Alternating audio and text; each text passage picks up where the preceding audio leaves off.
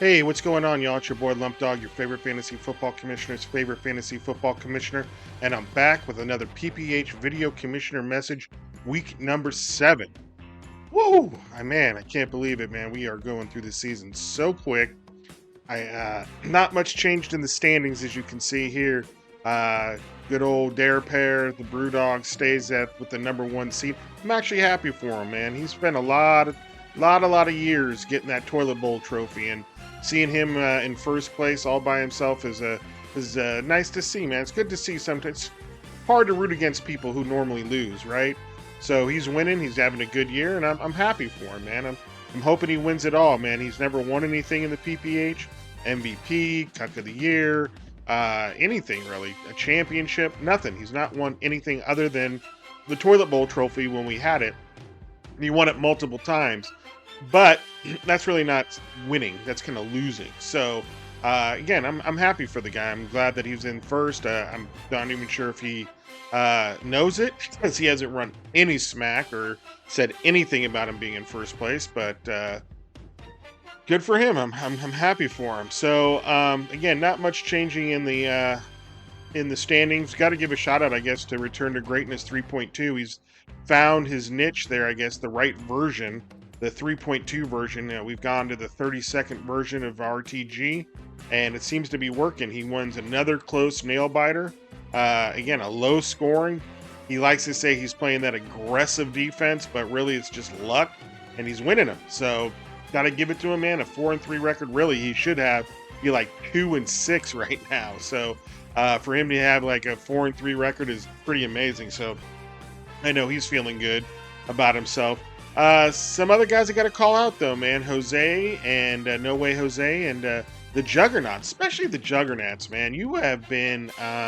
Let me get him up here, man, so you guys understand who I'm talking about. Have you seen this guy? Foss, aka Foss's boss, aka the Juggernauts. Really not being too juggernautish this season. 0-7, not making any free agent pickups, allowing Michael Carter now to slip to Dirty High T, which he shouldn't even have that ability to get. And it's kind of upsetting the balance of power a little bit, man. I just don't know what's going on with him. Have you seen him? Let him know the PPH is looking for him, and just be polite about it when you tell him that, so he doesn't smash your suckhole. But seriously, man, like this is an OG member. This is the guy that knows that allowing free agents to get to other teams isn't cool, and he's allowing it to happen. Like, why are you hanging on to Matt Ryan when he just lost his job for the season? So you're telling me that you can't go out and pick up Michael Carter and at least stop someone else from getting him, and but instead you just want to hold on to Matt Ryan? It don't make no sense, and he knows better. He's complained about this in the past. So it's very odd of him to just really be checked out of the season. Like now, Jose, he's a rookie, first year having his own franchise. Obviously, he's kind of maybe bit off more than he could chew. He was a co-owner the last couple years, so again, I can give him a pass. But this guy right here, nah, man, you're an OG member. You should know. You do know better than that to not pick up any free agents, or at least hot free agents, off the waiver wire and just week after week just continue to die on the vine there. But I guess you pay your money so you can do what you want. I'm not going to, I'm not telling you what you have to do. I'm just saying, I know you've complained about this before. You understand the importance of picking up free agents, and you're just not doing it this year and really checked out. You've been off the thread. I can understand that. That thread is a shit show and just debauchery, so I can understand taking a break from that. Even I take a break from that every once in a while, but not making any free agent pickups, that's just really weird. Really weird. All right, so what I wanted to do this week, too, is I wanted to get into a game of the week. So here, I made a little intro for it. Here we go. Yeah, the game of the week. Boom! Game of the week. There we go. The Mollywops versus Patty's Playboys. 6-1 versus 5-2. Big game for first place here. This is, I call, the Sugar Shack battle. These two guys stayed in the Sugar Shack in Vegas, so it's the battle of the Sugar Shack. So let's go ahead and get into a little game preview between these two here. and see what the preview shows of this matchup. The good thing about this matchup is Mollywops is a huge Buffalo Bills fan, and he has to play against Josh Allen, so I know he doesn't. Hard for him to root against Josh Allen, but he's going to, in a way. So, looks like right now the preview has Patty's Playboy taken out, Mollywops 117 to 113. Coach ranking is about even. They're 6th and 7th there. Difficulty schedule, schedule difficulty, excuse me. Mollywops easiest schedule in the league, hence his 6-1 record. And then Patty's Playboy 6th toughest schedule in the league, and he's at 5-2. Passing ranking, I can't believe Patty's Playboys isn't first with Josh Allen, but he's only ranked 2nd. Rush ranking here, very close, 5th and 3rd. That's really surprising to see Patty's Playboys with 2 top 3 categories. Now, normally Patty's Playboys is he's our perennial cellar dweller. So to see him up here too, I'm happy for him as well.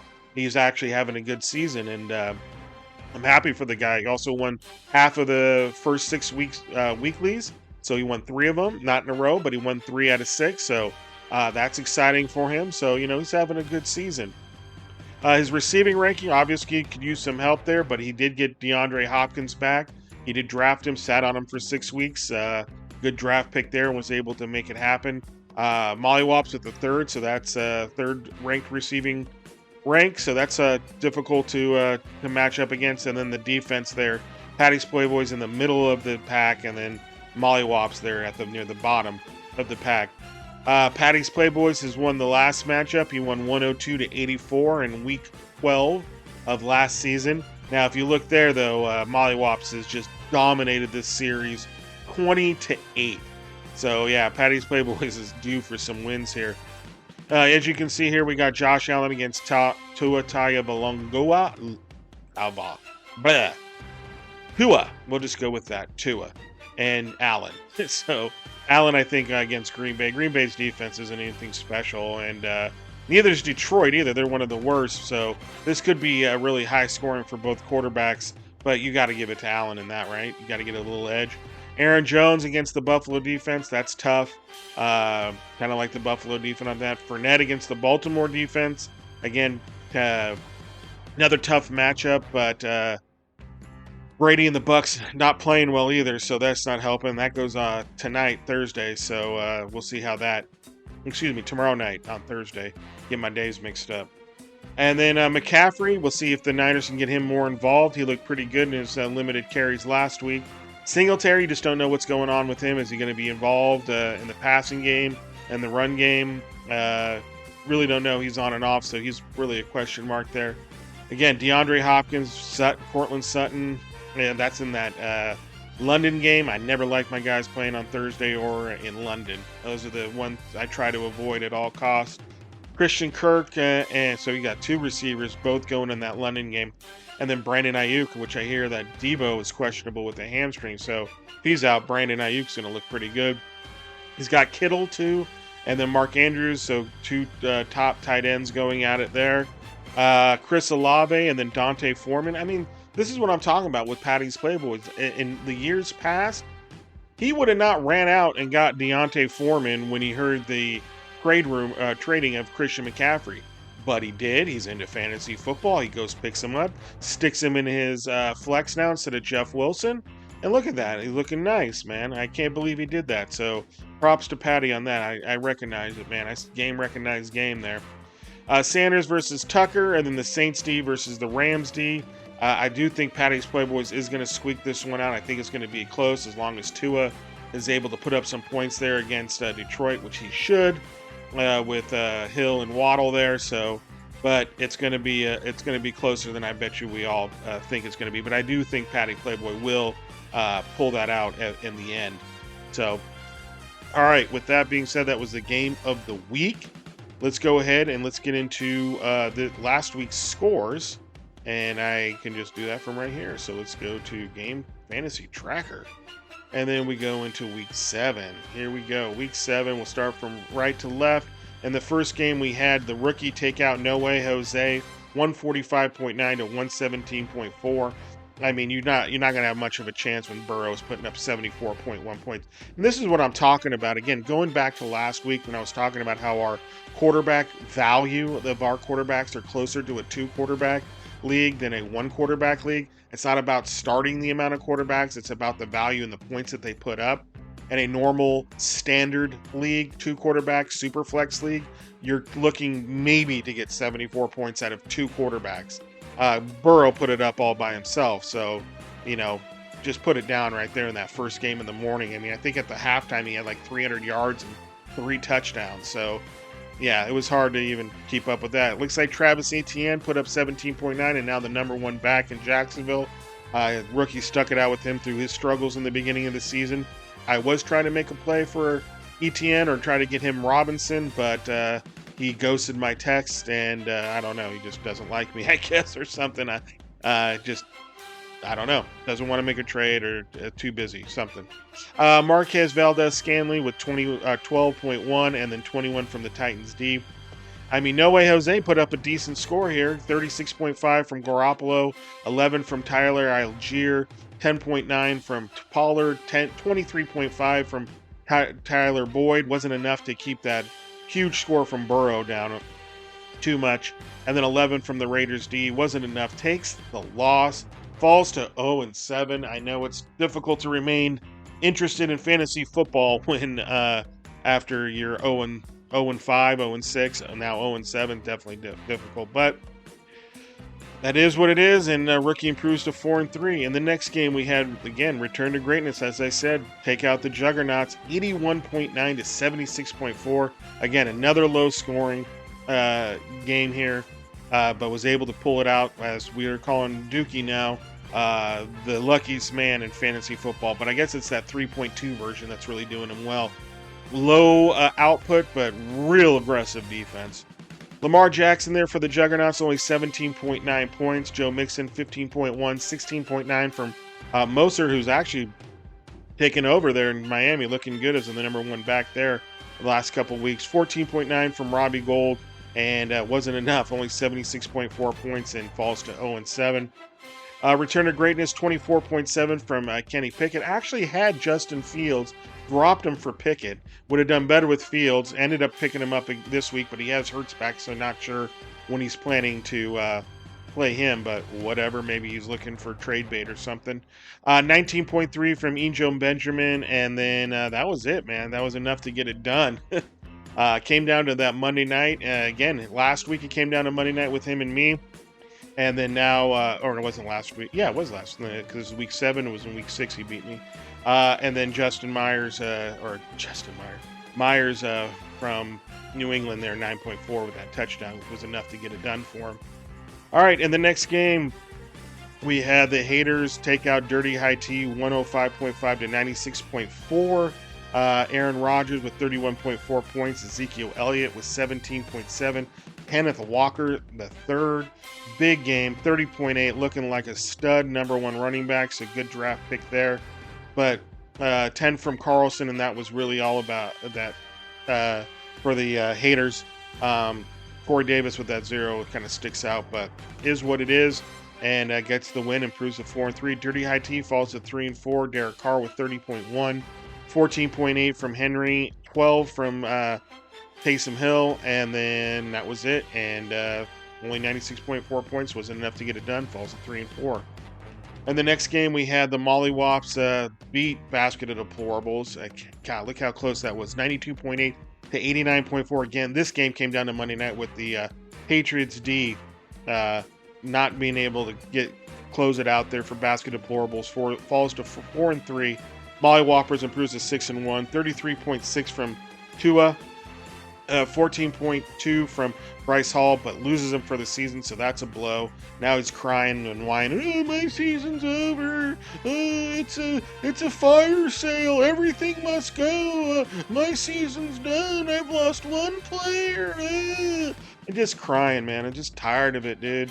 I mean, come on, man. You're 6-1 and you're crying over 1 player. I mean, it happens to everybody. I've been without DeAndre Swift, my 2nd round pick, since week 4. I mean, come on, man. We're in week 8 now. You don't even see me crying and bitching and saying, "Oh, fire sale! My season's over. It's all over now." No, I don't be doing that. You know why? Because I got internal fortitude. I take the punches, take the good with the bad. Be happy you won, bro. I understand it's not good to have a guy like that go out for the year, but come on, bro. You got to put them fantasy GM skills to work and overcome it. 10.1 from Christian Kirk, 11.6 from Olave, and then 13 from the Dolphins D was enough to get it done again. 6-1, but crying about it. Basket of deplorables, only 89.4. Geno Smith with 27.7, 14.5 from Barkley, and that was 11 from the Patriots defense. Wasn't enough, man, to get it done. So it falls to 4-3. In the next game, we got the Boogaloo Boys losing to Brewdogs, 128.8 to 112.1. Again, Brewdogs in first. Patrick Mahomes putting 57.3 points on. Again, I will say this again and again and again. I was wrong about Justin Herbert. I thought he was going to be the #1 quarterback. But, some of you guys like to go by just the rankings, what the experts say. And, I kind of have my own thoughts and stuff. I'm not a sheep like some of y'all out there. I have my own rankings and ratings for guys that I like and how I feel about them before the beginning of the season. If I'm wrong, I'm wrong. You know what I'm saying? That's what it is. But at least I'm going by what I think, not just being what I'm told who's the #1 guy is and stuff like that. So take that. Anyway, 57.3 from Mahomes, 34.5 from Jacobs, and that was really been 14 from the Bears defense. And that got it done, man. That put it up. Like I said, our league is a real quarterback heavy league, almost like if we had 2 quarterbacks. Not quite, but almost. And so, when you have almost 60 from your quarterback and 35, almost 100 points between those two there, that's going to get it done there. All right, Boogaloo Boys, 31.4 from Murray, 10.5 from Kamara, 26 from Jamar Chase, and 13.3 from McLaurin. Wasn't enough to get it done. Falls to 2-5. Brewdogs, again, remains in first at 6-1. And the next game we had, another close one here. Patty's Playboys take out the 289ers, 109.5 to 107.1. Patty's Playboys went with Zach Wilson against the Denver Broncos. I don't know why you thought that was a good free agent quarterback to go with this week with Allen's bye, but you did, especially after you saw what Herbert put up against them the week before. So odd that you would go with him, but was enough to get it done. Aaron Jones shows up big time with 19.6, 11.3 with DeAndre Hopkins' first game of the season. Kittle showing up big there with 15.8, 19.4 from Juju Smith-Schuster, and 14.1 from Tucker. Gets the dub, cruise to 5-2. 289ers, 26.7 from Dak Prescott, 24.7 from Austin Eckler, 12.2 from Montgomery, and 12 from Graham Gano. Wasn't enough to get it done. Falls to 2-5 with that 107.1. And then your boy, the last game here, your favorite fantasy football commissioner's favorite fantasy football commissioner, gets the win over Just My Luck, 117.4 to 91.9. Just My Luck, Brady, man, just what a terrible game against the Carolina Panthers. I was scared about that game. I thought he was going to light them up, especially coming off that loss the week before, but 29.1 points. I don't know if you all saw that Mike Evans drop in the beginning of the game. I didn't see it at the time, but I saw it after during oh my God, what a huge drop that was. I mean, that could have just changed the entire complexion of the game. He catches that and he walks in if he catches it. So huge difference there. 16.7 from Nick Chubb. Oh, real quick, that kind of reminded me a couple years ago where me and Just My Luck were playing on a Monday night. He had Aaron Jones going against the Niners, and he had dropped like 2 touchdown passes right in his hand, just went right off. It just reminded me of that matchup. I don't know what it is about our matchups, but his guys just seem to drop, or not his guys, but plays in which he would get points off of those guys drop the ball. So anyway, 16.7 from Chubb. Damian Pierce with 11.7. That was another one I was kind of afraid of with the Raiders defense, but they held him somewhat in check. 11.5 from Will Lutz, and wasn't enough to get it done. I go ahead and get Herbert with 37.5. He's starting to scare me a lot in that passing game. I mean, I kind of like it that they're throwing and throwing and throwing, but I mean, there's just no big plays. There's really nothing downfield, really. So that's kind of scaring me. So everything's kind of going to Eckler underneath. So I'll take it, though, 37.5. 15.8 from Ramondre Stevenson, 14.6 from Mike Williams. Lost him now for a few weeks, and I made a big trade at the trading right before kickoff and got the Cowboys D out of the haters for Mike Thomas. He sent me the trade offer. I accepted it. So if you guys want to bitch to him for sending me that trade offer. All I did is accept it. What am I supposed to do? Deny it? No, of course. All right, man. So here's the part we all fast forwarded to. We have a new Halloween edition of Cone's Corner. I won't catch you guys until next week. So happy Halloween to all the kiddos out there from the PPH. Get all the candy you can. Eat all the candy you can. And everyone have a safe and happy Halloween. And I'll catch you all next week. Lump Dogs out. Peace. Hello and welcome to another episode of Cone's Corner. I got a special trip. I'm going out to Dallas to watch the Cowboys play the Bears. It's gonna be fun. Doing a little recon for the PPH and see what's going on for the next draft. We can get into Cone's Corner here in a minute. Looking at the viral viewer questions, I wanted to. Well, real quick before we get into the viral viewer questions and the PPH, why you've chosen to go to a Dallas Cowboys Chicago Bears game this weekend? Yeah. Growing up, Dallas was pretty much my number one team, but as time went on, I became more and more 49er fan, but I've wanted to get out of the state, go check it out, do some recon for PPH. Oh, for the draft. Yeah, with Dallas draft. Yeah. I'm thinking, who brought that to my attention is Kevin Brenny. Oh, really? Yeah. Brenny, Duck. He actually said there's really good places to go over there. And, really? I remember Jimmy talking about it this past draft, saying the stockyards or something like that, or down there in Dallas would be live for the PPH to go do. For sure. Something like that. So. Yeah, cool. Right on, man. So you're gonna, you have your tickets yet to the game? No, I don't. I don't. You don't have your tickets to the game. And that's going to be an interesting thing because from what I hear, the stadium is pretty plush. Dude. Yeah, so Cone is just heading to Dallas with no tickets and working it out when you get there. Exactly. Nice. Yes. Wow, that's really brave of you, man. Yeah. That is not normally what someone would do. Someone would usually have tickets before they went to Dallas to go to a game. Well, and then not Cone. Not Cone. Nice, I like it. All right. So you want to get into these viral viewer questions? Yeah, I would love to get into viral viewer questions. So I'm so excited. First we want to thank the previous. Always thank your audience. Yes. Thank you. You have an itch for showbiz. Remember that. Thank your audience. An itch for showbiz. Yeah. Yes. All right, so here's the first one. This is, wow, speaking of Texas, this is from Justin in Texas. Hello, Cone's Corner. I vote you keep filming the show at the pub. Okay? I like to have a cold one with you while I watch the show. If you ever come to Houston, I'd love to buy you a pint. What is your favorite beer and cocktail? Cheers. Justin in Texas. Thank you, Justin in Texas. I appreciate Houston. In Houston, Texas.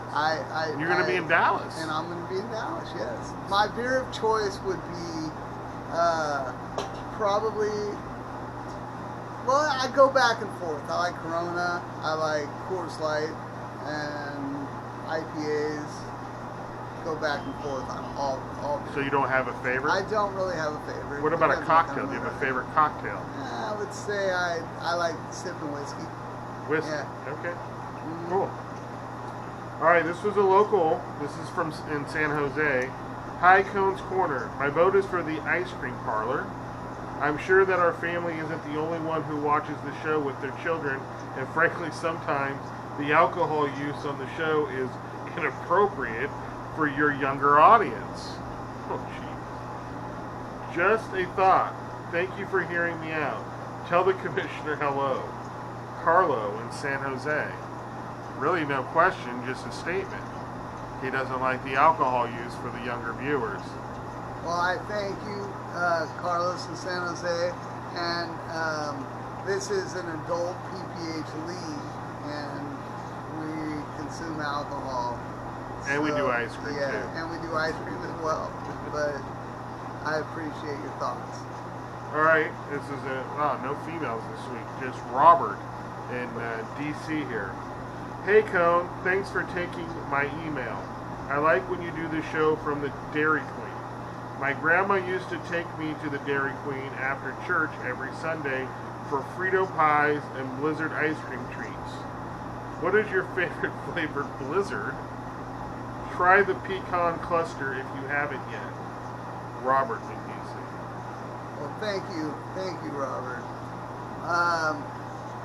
My favorites go back and forth. I like ice cream cones, just regular plain ice cream cones, and I go back and forth on the Blizzard. So I don't really have a favorite. Do you have any at least give him a recommendation of what you like to try? I would so say, he'll be like, yeah, I want to get the same one Cone gets. Well, they used to have a, what was that called? It was a kind of a caramel. Anyway, anything with caramel is my favorite. Yeah. Okay, anything with caramel. Yeah. Cool. All right, another local. This is in Long Beach. Cone, what's up, my dude? I think you should do the corner show from home, bro. Who wouldn't want to do their show from the comfort of home, right? And I'm sure your audience would enjoy seeing how you're living, brother. Let's go, Chad in Long Beach. Chad in Long Beach. Wow, I appreciate that. And you know, I have a photographer, and it's kind of hard to, you know, get everybody to go here and there and everywhere. So we kind of. Oh, so you're blaming it on your photographer? No, I'm not blaming anything on anybody. I'm just saying I try to make it as convenient for everybody as possible. So we'll do one from your house. Yeah, we will soon. But this is on the way home too. Yeah, so, exactly. It's convenient. It's convenient for everybody. Exactly. Involved. But we will that. do one from your house. Your photographer and the commissioner will make that commitment. We'll definitely get one from your man cave. Okay, only two more real quick here. Cone, have you ever considered taking your show on tour and doing some shows in other cities and places? I, for one, would love if you did a show from my area. Jill in Portland. Finally, a female. Oh, it's a female. Yeah. I was gonna say I love to get female viewers. So, and questions. And questions, yes.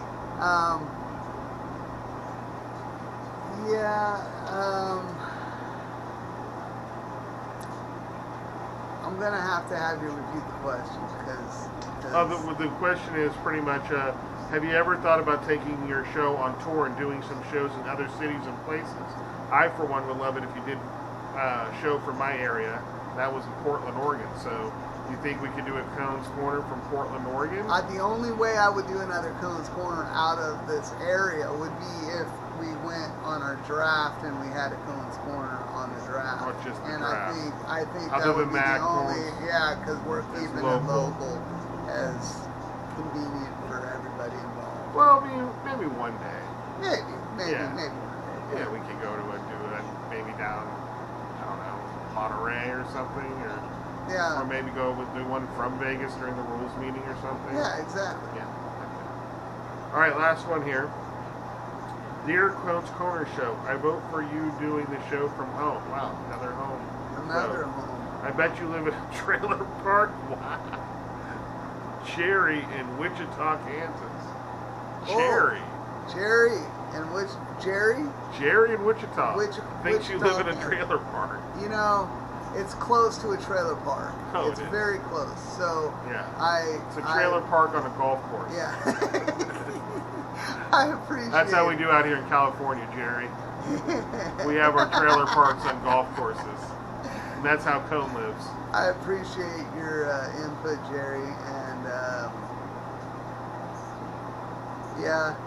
it's pretty good. Okay, so what we found out is Cone really doesn't have any favorites, beers or ice creams. This episode, he wants to do the show from home, but he likes to keep things convenient. He would consider a tour, but very rare. Only if it was a PPH really draft tour or rules meeting, something like that. That's what we've learned today. And we're gonna have this in closing, okay?